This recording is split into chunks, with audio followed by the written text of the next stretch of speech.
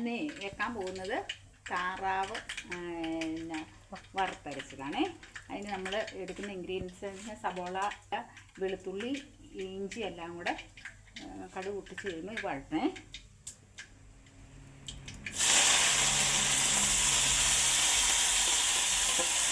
വഴറ്റിയിട്ട്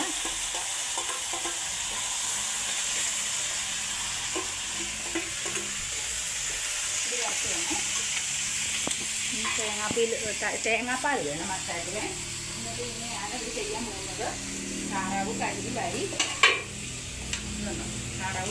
എടുത്തിട്ട് പറഞ്ഞിട്ടുണ്ടെങ്കിൽ മഞ്ഞൾപ്പൊടി, മല്ലിപ്പൊടി, മുളക് പൊടി, മീറ്റ് മസാലയും കൂടെ ഞാൻ തിരുമ്മിയിട്ട് വെച്ചു, ചൂടാക്കി തിരുമ്മി വെച്ച് ഇതിൻ്റെ അകത്തോട്ട് ഇനി തേങ്ങാപ്പാൽ ഒഴിക്കണം.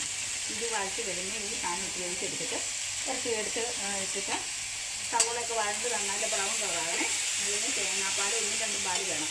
1-ാം പാലും 2-ാം പാലും. 2-ാം പാൽ അതിന് ഒഴിച്ചിട്ട് വാങ്ങാൻ നേരത്ത് 1-ാം പാൽ ഒഴിച്ച് നമ്മുടെ ആവശ്യത്തിന് ഗ്രേവിയാക്കി എടുത്താൽ മതി.